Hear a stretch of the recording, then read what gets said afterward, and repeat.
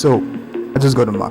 It's been 3 months since I've been using this laptop, and after years of using Windows, this is a completely new experience for me. I spent a good amount of time just trying to immerse myself into the entire Apple ecosystem, trying to understand the operating system, its functionalities, the interface, while also trying to figure out where everything is. It just feels different to me. Might even say better. Now, I'm not an Apple fanboy by any means, no, but this is just a very powerful device. This is a 14-inch M1 Pro MacBook Pro with 16GB of memory, 8-core CPU, 14-core GPU, 512 SSD, basically a powerhouse. And if I want to max this out, I can go for a 32GB RAM version with 10-core CPU, 16-core GPU, with even up to 8TB of SSD. But that is way too much power for what I need. This right here is more than capable for what I needed for. So the color scheme I went with was a space gray, which to me is the best colorway for any new line of Mac you're going to get. It is very neutral, has a very luxury feel, it does not attract fingerprints and pairs well with most Mac accessories you might think of getting. The ones I'm currently using is a Logitech M310 wireless mouse and a J5 Crate USB-C multi-adapter.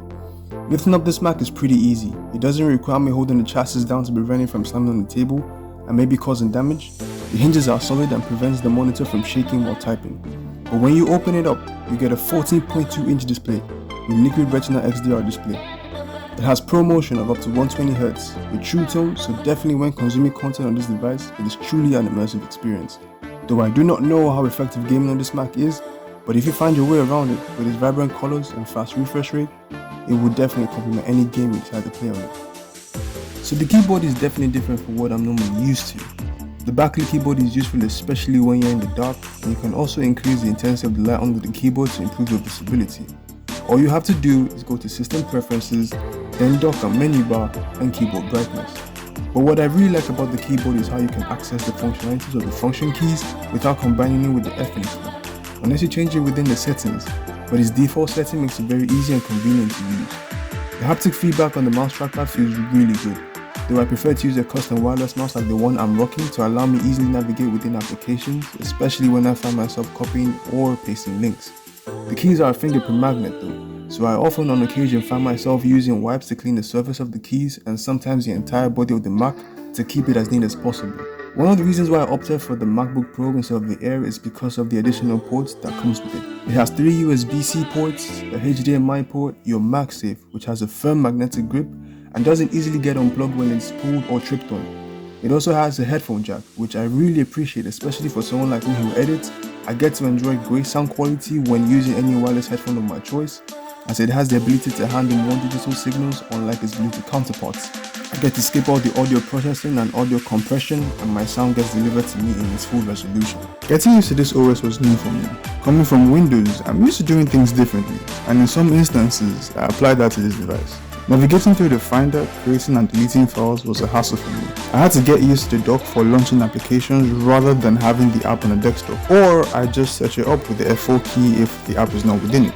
But here is where the M1 Pro chip really shines. When running processor-intensive software like say DaVinci Resolve when I edit, or running emulators when I develop software, the M1 Pro chip really holds up. The playback speed is really smooth. I can easily render transitions onto the timeline without skipping frames, and color grade my images and videos with better color accuracy, which was something I couldn't easily do on my previous laptop. The battery on this device, just like the M1 chip, really holds up. I get up to 17 hours of use on the device on a full charge, and if I'm not using any power intensive applications and just browsing online or just watching YouTube, I can use this device for close to 2 days without plugging it in. But on power intensive tasks, it still does a good job in battery efficiency, and since this is a Pro and not an Air, it has those inbuilt fans which helps prevent it from overheating. That has been my experience so far with the M1 MacBook Pro, and I've been using this laptop for 3 months now, and would I recommend this to anyone?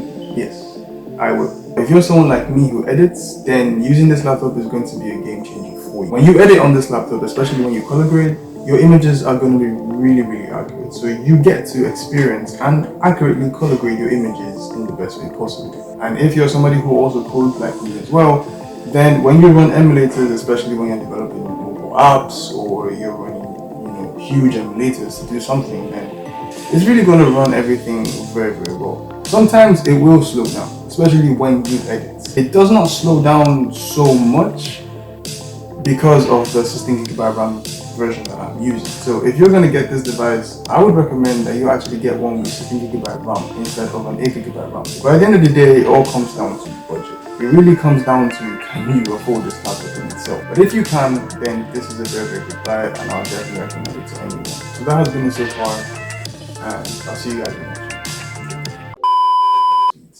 I mean, especially how the M1 Pro chip really